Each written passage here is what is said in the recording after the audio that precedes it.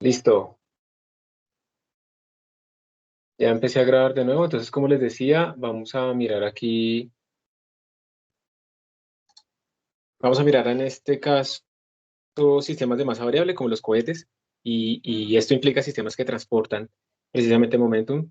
Como les decía, hay ejemplos de simplemente transporte de cosas, también en la industria, por ejemplo, de materiales, entonces se lleva arena también, cuando uno está llenando, hay sistemas como de rieles donde van pasando carritos y se van llenando de un material, o también hay sistemas que van regando material. Todos esos son sistemas de masa variable, y ahí es necesario poder calcular cómo sería la fuerza que se necesita para que ese carrito vaya a rapidez constante y todas estas cosas. Entonces, primero vamos a empezar a hacer unos ejemplitos muy sencillos de algunos sistemas básicos y luego pues vamos a estudiar dos casos especiales de los cohetes. ¿Cuál es nuestra idea fundamental? Nuestra idea fundamental es esta. Miren, esa ecuación, que es la ecuación del impulso, recordemos que a esto le llamábamos nosotros el impulso, era un vector, ¿no? Que era el cambio de momentum. Ese impulso, pues, es la variación de momentum en un tiempo tb y en un tiempo ta, y eso está relacionado también con la integral de la fuerza en el tiempo, ¿sí? Ese es el efecto de la fuerza en el tiempo. El efecto de la fuerza en el tiempo es variar el momento. Y si yo hago, por ejemplo, si yo lo que hago es que tb esté muy cercano a TA, o sea, que TB sea casi TA, pero no igualito. Por ejemplo, podríamos decirlo que TB es igual a TA más un delta T, más un tiempo muy chiquitito, que bueno, aquí lo ponen de otra manera, TA más delta T. Si hacemos eso, si estén muy cerca, pues miren que estos límites de esta integral se están acercando mucho. Y entonces lo que uno puede decir es que en un tiempo T más delta T, si en un tiempo siguiente menos P en T, es muy parecido a simplemente tener la fuerza multiplicado por delta T. Listo, estamos devolviéndonos. Como estos límites de esta integral están tan cerca, es como si desapareciera, pues más bien, o sea, rigurosamente lo que quiere decir es que como están tan cerca, la fuerza en ese instante se puede considerar casi constante, se saca de acá y pues la integral me va a dar simplemente delta T. Entonces, esta es la clave para todos nuestros problemas. Pensar cuánto es el momento en un tiempo t y cuánto es el momento en un tiempo siguiente muy cercano. ¿Listo? Esa es la clave de todos estos problemas. Si ustedes entienden eso y lo aprendemos a aplicar, que eso es lo que vamos a hacer ahorita, si eso lo hacemos bien, vamos a poder resolver todos estos problemas y ustedes van a ver que las ecuaciones o las soluciones que surgen no son soluciones que uno se pudiera imaginar de forma intuitiva. Entonces, esta forma de pensarlo así, con tiempos muy chiquitos, es la más poderosa. De hecho, esta forma de partir estos problemas en cosas chiquiticas es la más poderosa en toda la física, en este tipo de física que estamos haciendo acá. Y para ilustrarles entonces esta técnica, vamos a hacer este problema. Imagínense que ustedes van en esta nave, ¿sí? Ya superamos todo nuestro atraso y Colombia pues se está transportando ahí unos astronautas. ¿Ustedes son los pilotos o son los astronautas? Se están moviendo y en el espacio, por ejemplo, cuando uno pasa cerca a por ejemplo, el sistema de asteroides, no sé, ¿ustedes saben de qué están hechos los anillos de Saturno? ¿Serán, eso qué serán? ¿Serán cuchillos? ¿O qué? ¿Alguien sabe o no saben? Que no tienen que saberlo, ¿no? No, profe. Bueno, los anillos de Saturno están hechos de pequeñas partículas, tanto de polvo como piedritas. Depende del tamaño, pues también va a depender de la zona en la que están y de toda su historia, pero eso pues imagínense que son simplemente como piedras, pero por el momento angular y otras propiedades y las colisiones propias que tienen ahí, pues generaron así como en un plano y a lo lejos pues se ve como si fuera un continuo, pero realmente eso es un montón de polvos y piedras. O sea, lo que voy yo es que si vamos en una nave viajando en el espacio y pasamos cerca de algún cuerpo, es probable que haya polvo interestelar. Eso es probable. Y ese polvo interestelar se puede empezar a acumular. Entonces aquí lo que están mostrando es precisamente ese problema. La idea es, queremos que esta nave vaya a velocidad constante, pero está atravesando una nube de polvo y ese polvo se está pegando a la nave a una taza que vamos a decir, esta es una cosa importante, la variación de la masa a una taza de tanta masa por unidad de tiempo. Entonces uno, por ejemplo, lo que está diciendo es, no sé, se está pegando a 5 kilogramos por segundo. O sea, cada segundo se me están pegando 5 kilogramos, ¿sí? Esa tasa es importante. Entonces, vamos a suponer que es una tasa constante, en este caso, y la pregunta es, bueno, ¿qué fuerza deberíamos hacer? Que normalmente la fuerza de los motores, ¿qué fuerza se debería hacer? La vamos a pintar aquí como una fuerza externa F en un dedo, pero no es así, ¿sí? No es que sea ahí un ente moviendo la nave. Para que este cohete mantenga su velocidad. ¿Ustedes qué creen? Si habrá que hacer una fuerza o no? O sea, si ustedes van caminando y les empiezan a caer cosas y ustedes las tienen que cargar, ¿ustedes creen que gastan la misma energía que cuando no tienen que cargar cosas? Para la misma, ¿será que sí hay que hacer? Sí, profe, sí hay que hacer una fuerza extra. Es muy parecido a lo de la escalera eléctrica, ¿cierto? Que va a una velocidad constante y si se sube, pues tiene que hacer fuerza para mantener la misma velocidad, porque lo que va a tender es a desacelerarse, porque aumentó la masa. Muy bien. Entonces, esa es la pregunta. Y para resolver este problema, entonces lo que vamos a hacer es imaginarnos lo siguiente. Nos vamos a imaginar que esta masa que viene por acá, vamos a hacer una frontera en nuestro sistema, nos vamos a inventar una frontera de mentiras, ¿sí? Y esa frontera de mentiras incluye, en este momento, incluye la masa del cohete e incluye un pedacito de masa, ¿sí? Un delta M, eso es lo que quiere decir, es un pedacito de masa de ese polvo. De tal manera que en el siguiente instante de tiempo, eso es en el tiempo T, en el siguiente instante de tiempo, pues tenemos, uy, me toca hacer el cohete, bueno, me disculparán, este es el cohete, listo. En el siguiente instante de tiempo, esa masa se le pegó al cohete, entonces cayó acá. Y entonces ahora esto tiene una masa m más delta m y su velocidad se vio afectada. Entonces él ya no puede estarse moviendo a la misma velocidad diferente. Entonces, si aquí tenía una velocidad v, nuestro cohete, pues aquí deberá tener una velocidad v más delta v. Pero ojo que nos están diciendo que queremos que sea la misma v, entonces la dejamos así.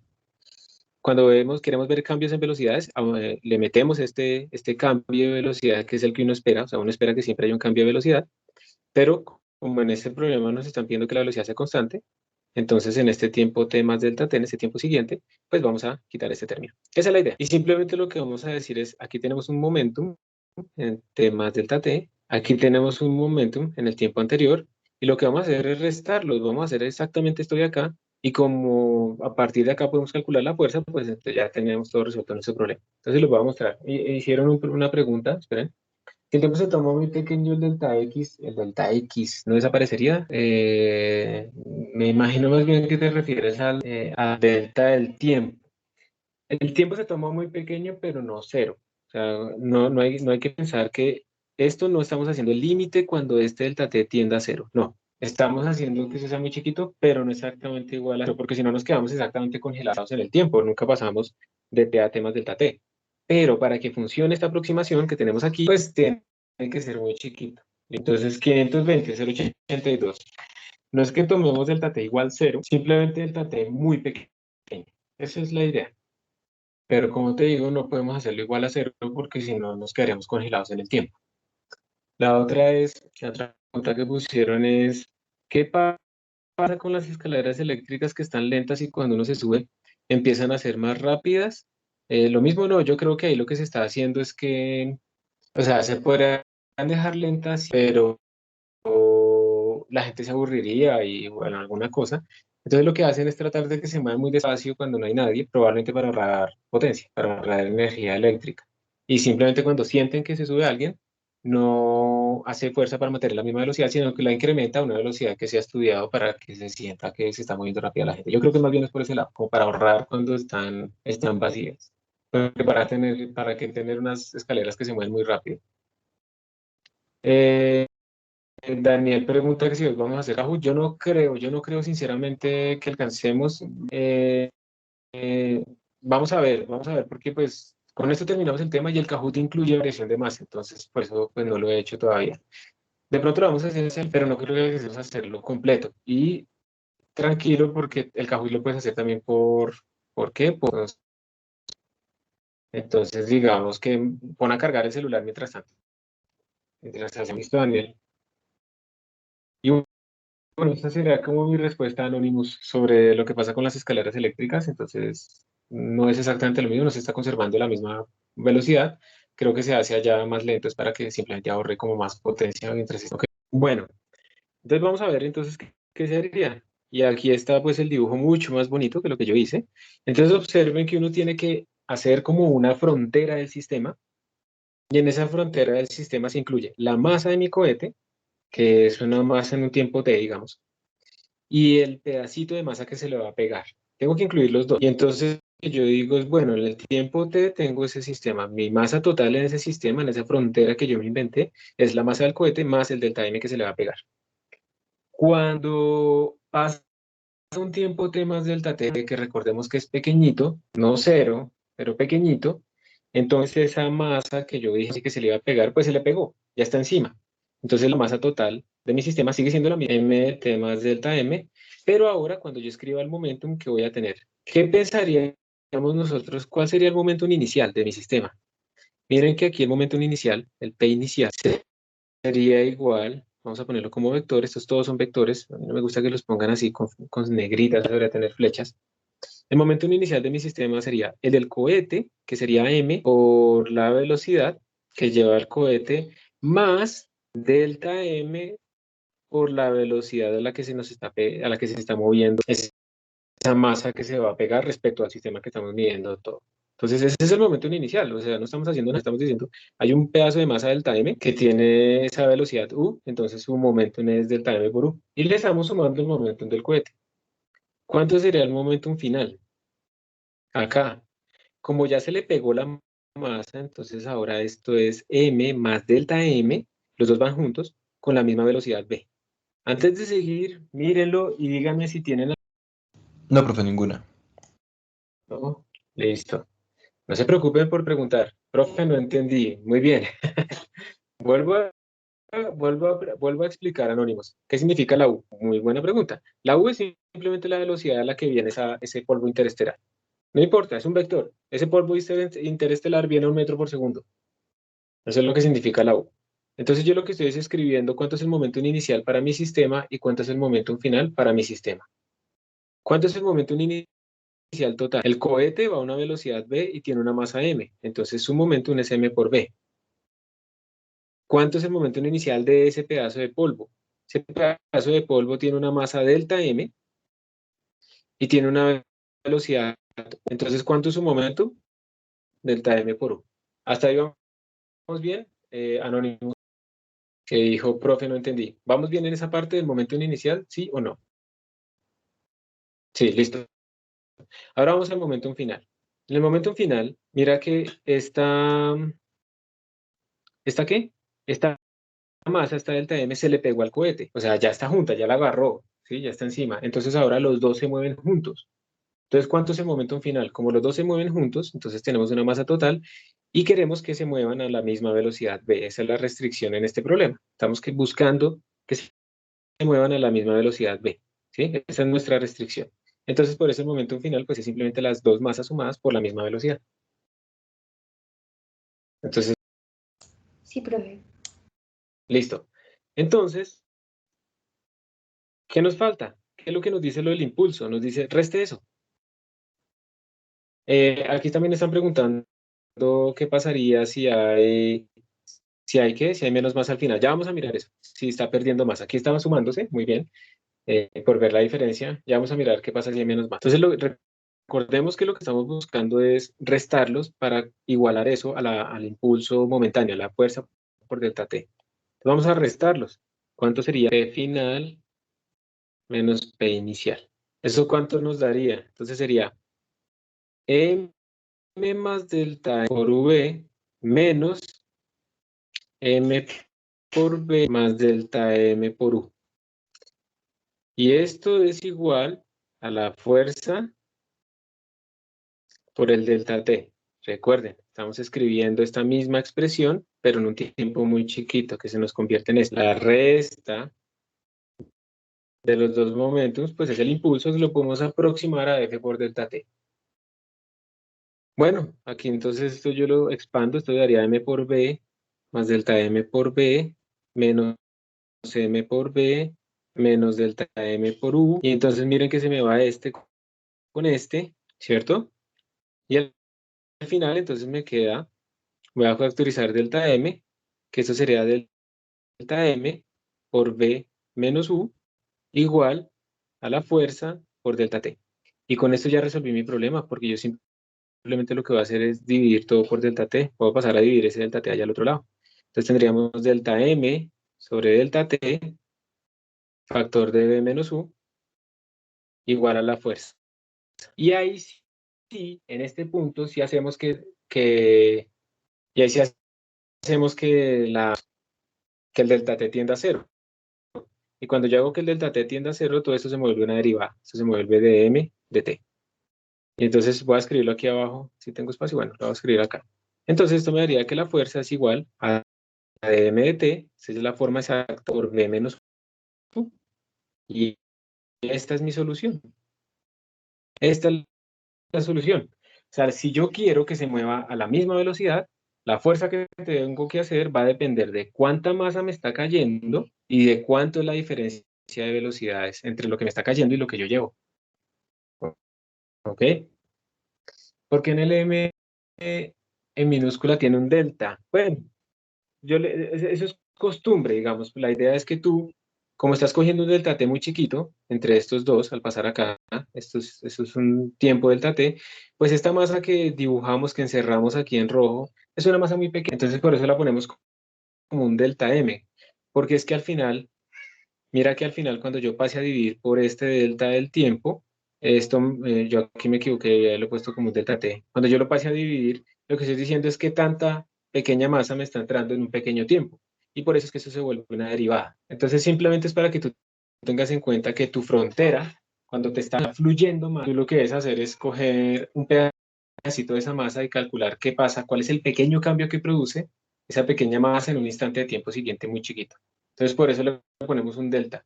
Si yo no le hubiera puesto ese delta, me hubiera quedado, en esta expresión que tenemos acá, me hubiera quedado algo como m sobre delta t por v menos u igual a f. Y esto ya no se entiende muy bien qué es, ¿sí?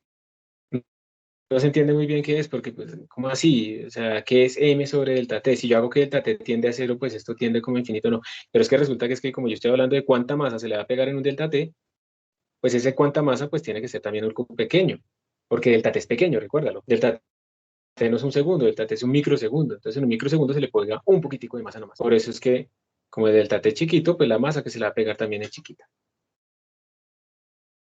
Ok, entonces miren que el resultado final pues es este que tenemos acá. Entonces es como intuitivo, ¿no? Entre más masa me esté cayendo, pues más fuerza tengo que hacer. Claro, obviamente, entre más masa me entre, si me están entrando 10 kilos por segundo y luego me están entrando 50 kilos por segundo, pues entonces tengo que hacer más fuerza, obviamente. Y también dice que depende de la diferencia de las velocidades. Miren que eso es interesante porque eso quiere decir que si esta U es igual a esta V, que si lo que me está cayendo va a la misma velocidad que yo voy, entonces no tengo que hacer fuerza. Por ejemplo, y obvio, ¿no? Una cosa es que yo esté caminando y me caiga algo que no tenga velocidad, que me caiga verticalmente, que no tenga velocidad en la misma dirección mía, entonces me toca como darle esa aceleración a eso para que se mueva conmigo. Y otra cosa es que me caiga algo que va con la misma aceleración mía. Y en ese caso, bueno, con la misma velocidad mía, en ese caso yo no tengo que acelerarlo. Entonces probablemente en ese punto no tengo que hacer fuerza.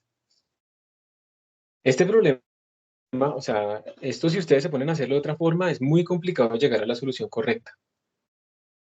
Muy complicado. Entonces, el truco siempre es este. El truco es pensar en un instante donde cojo la masa completa y un pedacito de masa y el instante siguiente muy cercano, ¿qué pasó? ¿Qué cambió? Eso es lo que hay que hacer. Entonces, bueno, aquí está mejor dibujado, mejor escrito todo lo que acabamos de hacer en el momento en un tiempo t, en un tiempo t más delta t, lo restamos y obtenemos la fuerza. Vamos a hacer otro ejercicio para que nos quede un poquito más claro. Estos son de un libro de Klempner, se llama el autor. Aquí nos están diciendo, esto es un típico ejemplo industrial, nos están diciendo que pues hay arena que está cayendo de un hopper que está estacionario, esto está quieto, y esto lo que nos está diciendo es que no se está moviendo en el eje X, entonces no va a contribuir con momentum en el eje X cuando hagamos esto. Está cayendo dentro de ese carro que se mueve con velocidad uniforme V. La arena está cayendo a una tasa de m de t. Esto yo no sé por qué lo traducen como rata. Esto se traduce como tasa. ¿Sí? una tasa de cambio, no una rata de cambio, y esas vayas.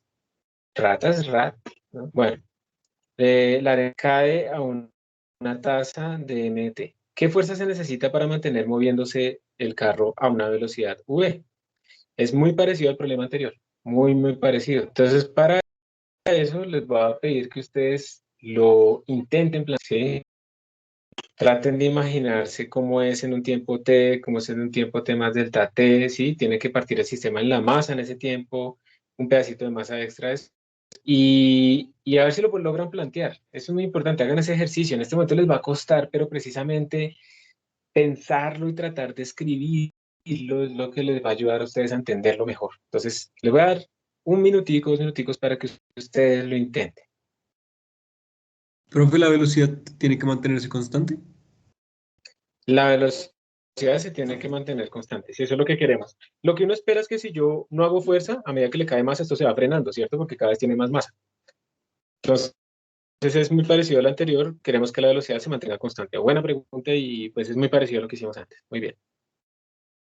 Bueno, voy a empezar a plantearlo, ustedes pueden seguir tratando de pensarlo, ¿no? Pero la idea, entonces, digamos que en un tiempo t, nosotros tenemos, voy a hacer un dibujo muy burdo, en un tiempo t tenemos una masa en ese tiempo t y tenemos un bloquecito de masa de m que le va a caer y está cayendo vertical, o sea, no tiene momento en horizontal. Y ese se está moviendo a una velocidad v, pero pues como es en una sola dimensión, voy a quitarle la flechita. Eso es en el tiempo t.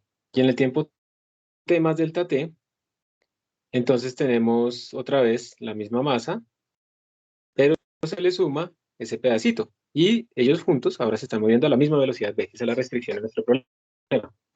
Eso es en el tiempo t más delta t. Entonces ahora escribamos el momentum, que en este caso es el momento en horizontal, no vertical. Entonces es en el eje x. Entonces en el eje x, el momentum en el tiempo t sería simplemente la masa de esto en el tiempo t por la velocidad. Esto es el momentum en el tiempo t. Y el momentum en el tiempo t más delta t sería la masa total, que es m más dm, por la misma velocidad. ¿Ok? Y entonces ahora lo que hacemos de nuevo es restar, ¿se acuerdan? P de t más delta t menos P de t igual a F por dt.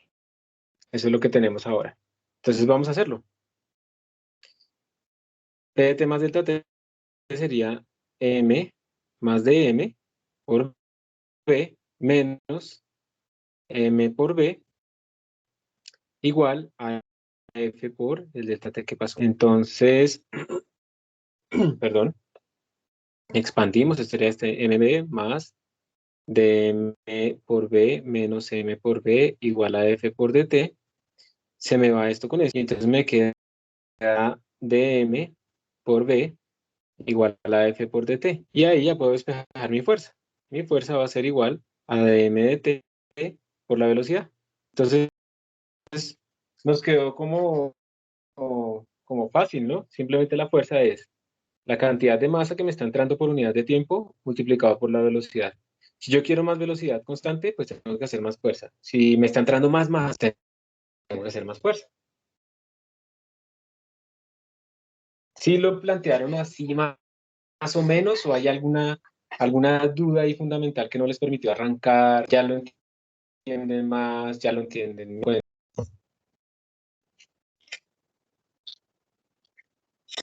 ¿alguien lo logró hacer?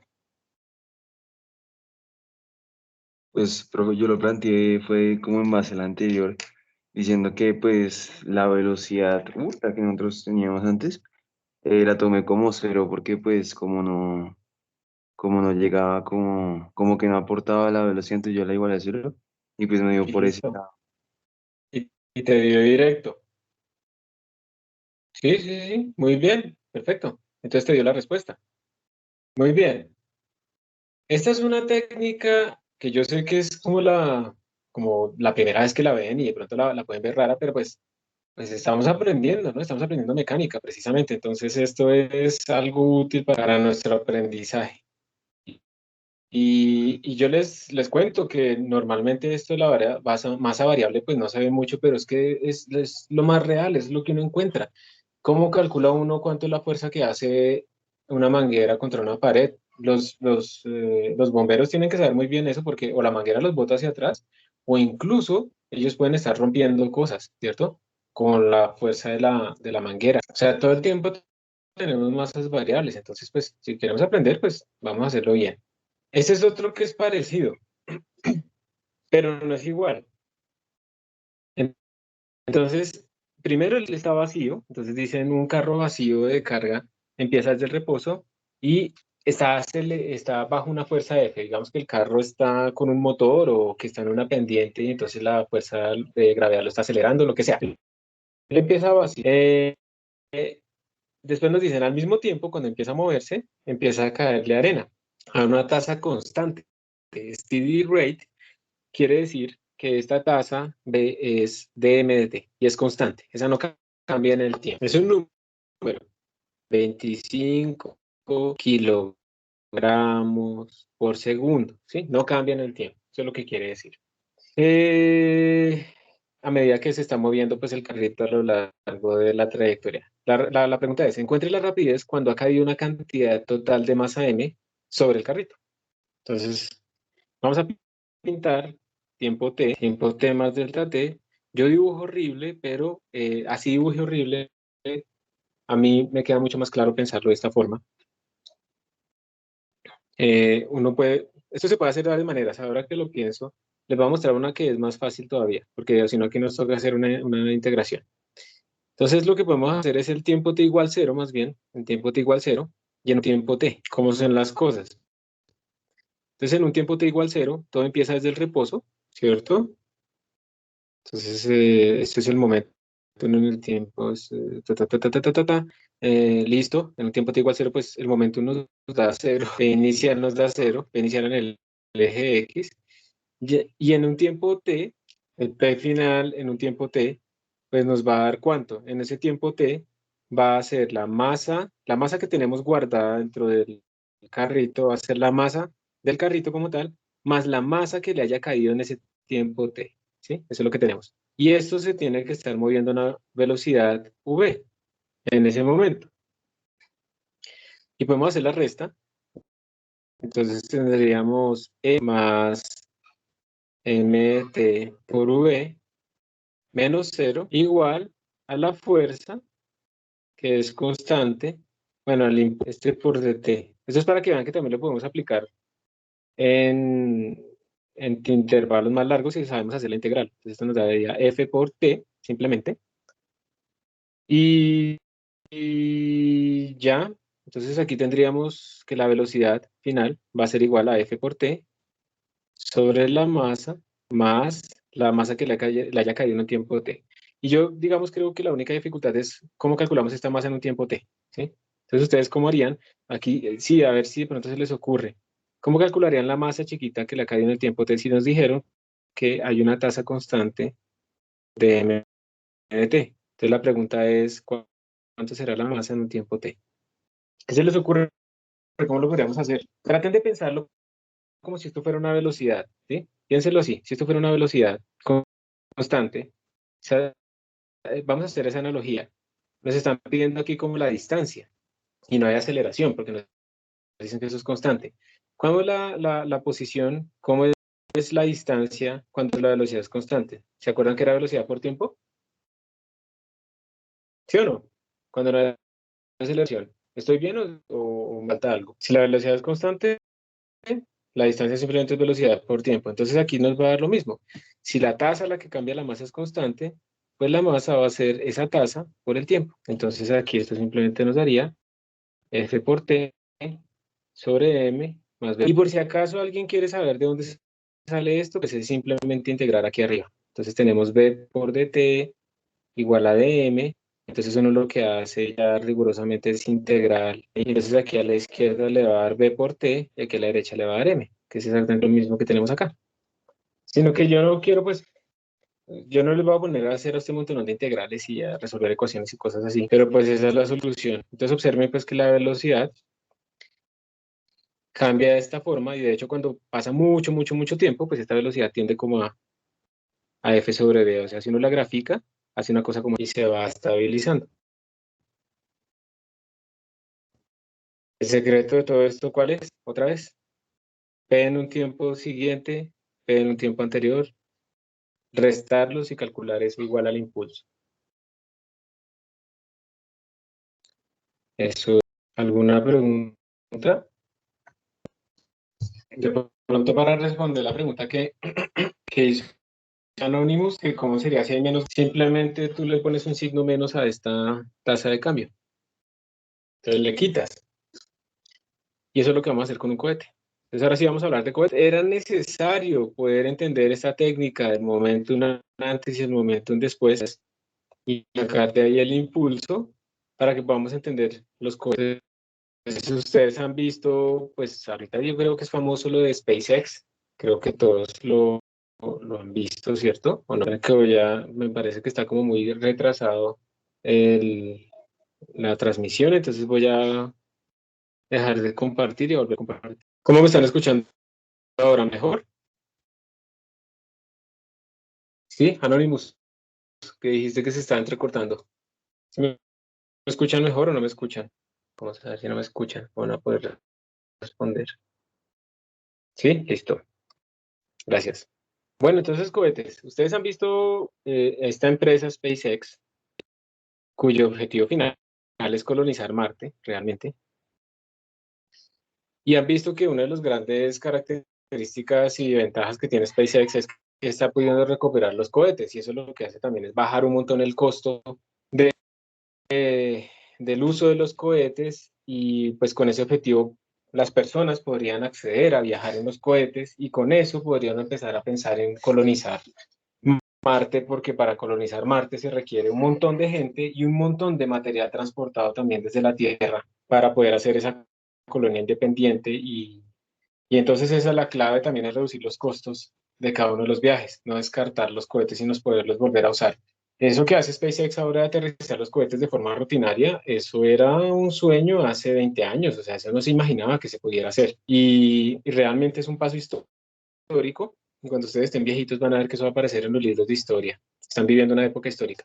Entonces los cohetes, de nuevo, son sistemas y estos son obviamente sistemas en donde varía la masa. Y entonces lo que vamos a hacer es pensar lo siguiente. De nuevo, el truco de siempre. En un tiempo t tenemos que el cohete va a una velocidad v. Voy a colocar otro color que se note más. En un tiempo t, el cohete va a una velocidad v, y entonces vamos a partir la masa del cohete en dos cosas. La masa que tiene en ese momento, esta m, y la masa que se le va a caer. La masa que va a expulsar, la masa que va a quemar, lo que sea. Vamos a dividirlo de esa forma. ¿Listo? Y entonces en un tiempo t más delta t, siguiente, nuestro cohete cambió de velocidad. Entonces ahora su velocidad no es v, ya no es constante, porque ahí sí estaríamos graves, ¿no? Si tuviéramos cohetes a la misma velocidad siempre. Entonces va a cambiar de velocidad y la masita esta, que fue expulsada, pues va a tener ese mismo cambio más una velocidad que va a tener de expulsión. Simplemente se observa que es la misma que tiene el cohete originalmente, porque pues ellos van igual y atados al inicio, el mismo cambio, pero tiene otra componente adicional que es esa velocidad de expulsión. Y aquí se va a hacer exactamente lo mismo, escribir el momentum al inicio, escribir el momentum al final. Y restarlos, y como estamos en delta t pequeños, pues vamos a igualar esto a la fuerza por el delta t. Entonces miren que se hace lo mismo. Observen por favor. Empecemos por pedazos. Este es el momentum en el tiempo t. ¿A alguien no le queda claro por qué es así?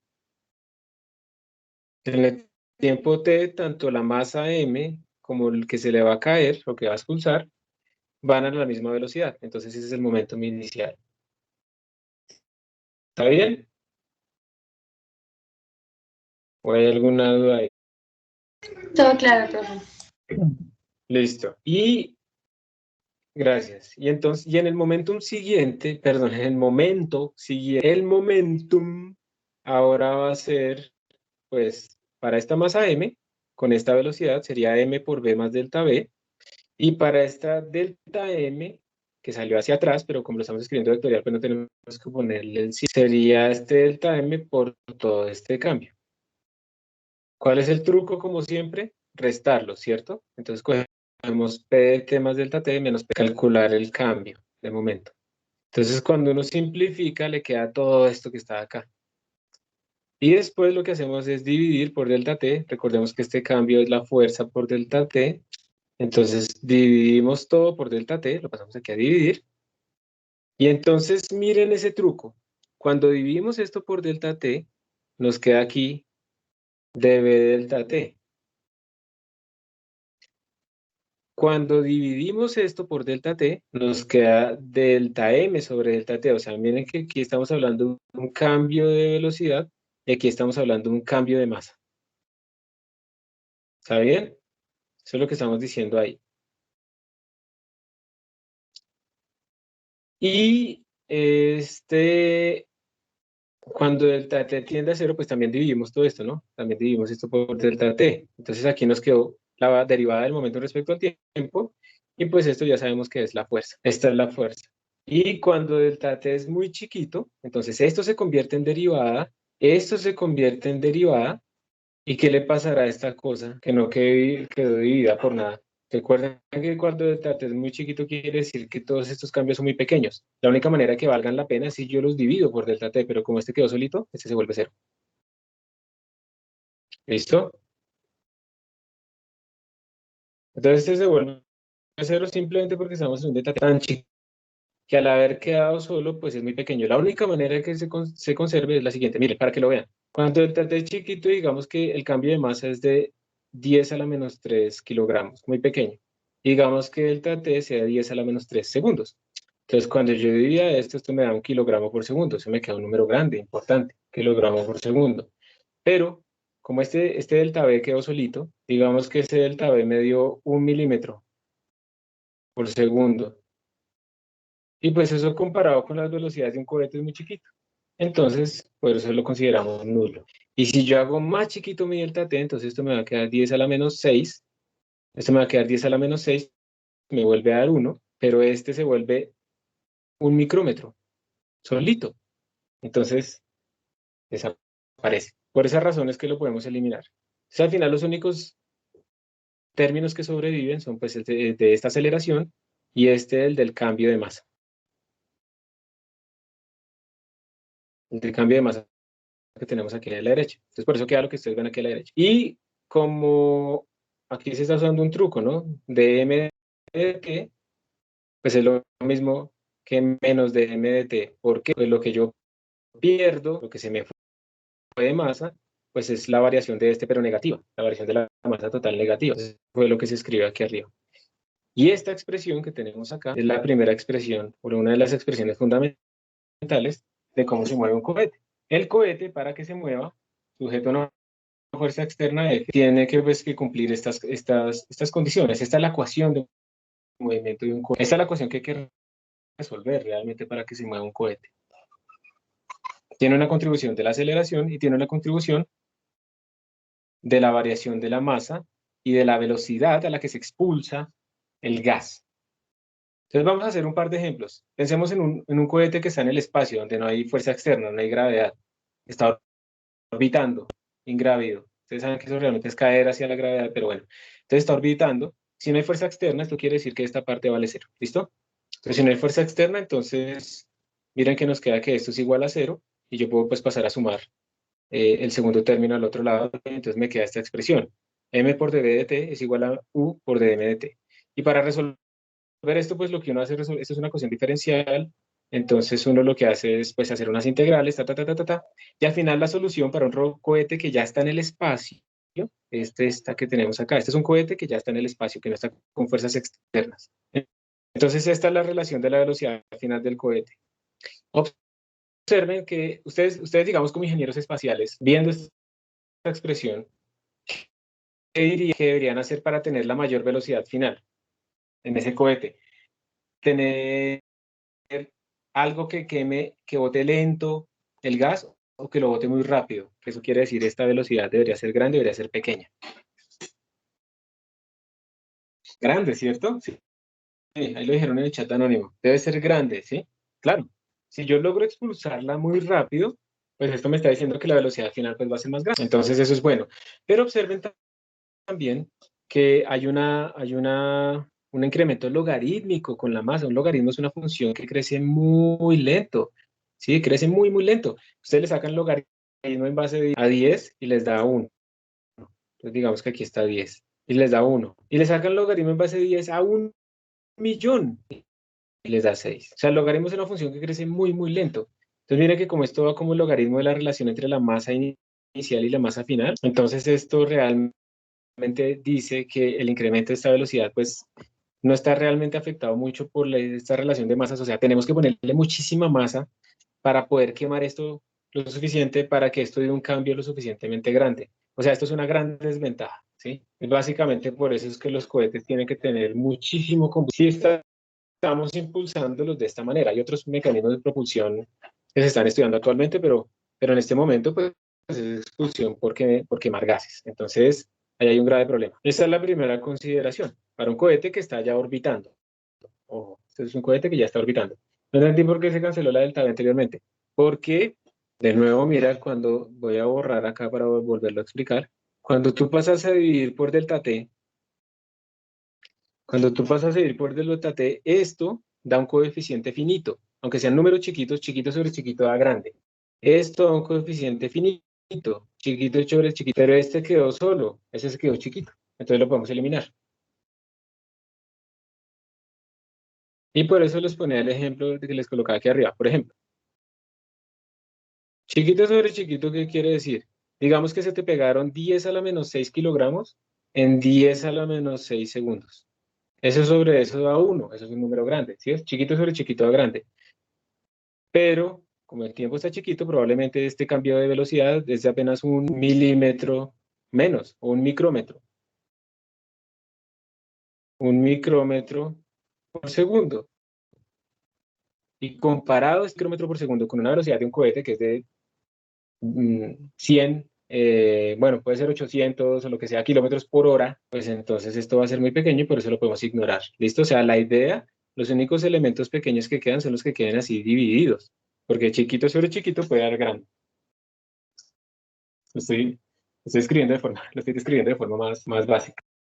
Entonces sí, queda más claro, 520. Listo. Gracias por la pregunta. Entonces, primera cuestión, el espacio, entonces tenemos que tratar de expulsar lo más fuerte posible para que funcione. Ah.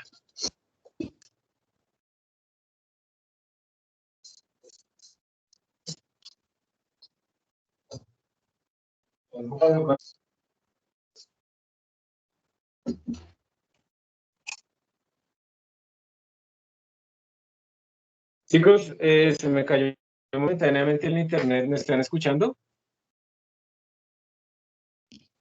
Sí, profe. Sí, profe. Sí. Tuve que salir. Entonces, bueno, listo. Entonces, esta es la primera expresión.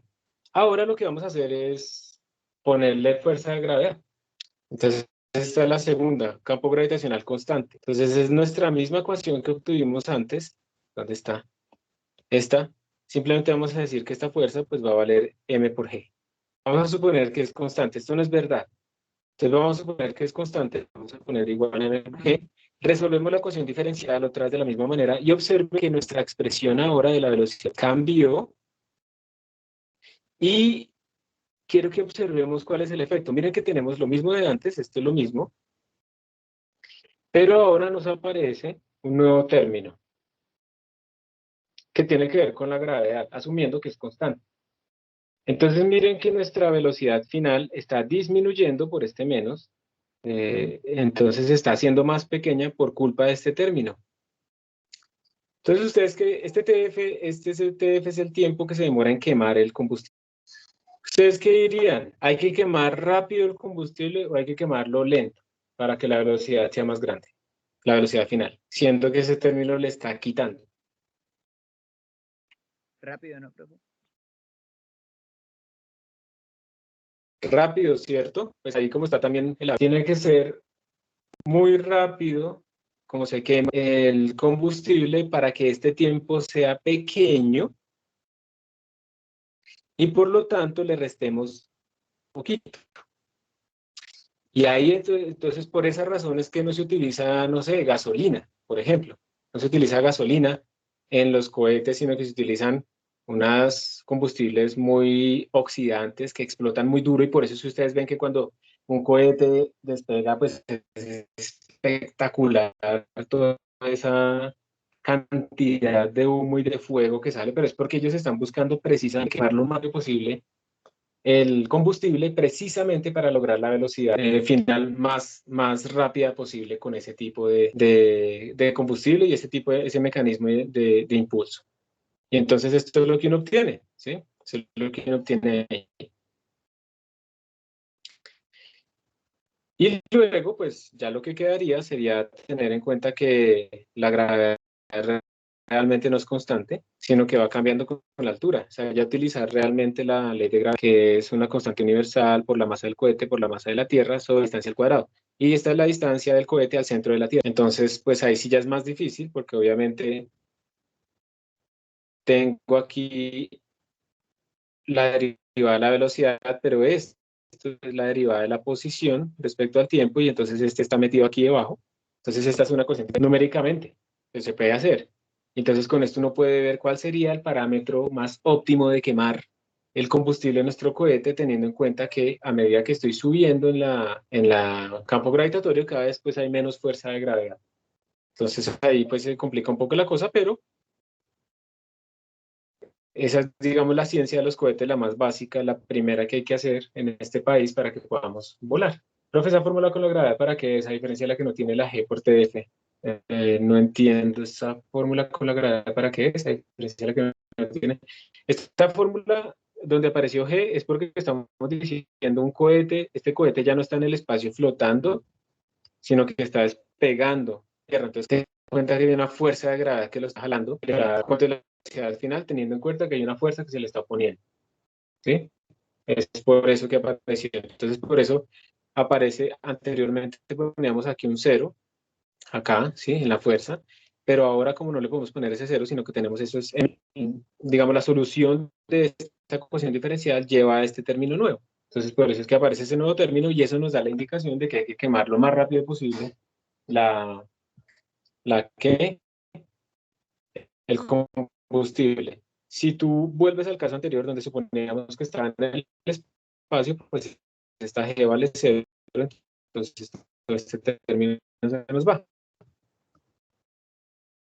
Entonces recupera el término inicial. Entonces, ¿para qué es? Para estudiar cuando tengamos un cohete despegando en un campo gravitatorio. ¿Ok? 524,87. ¿Sí?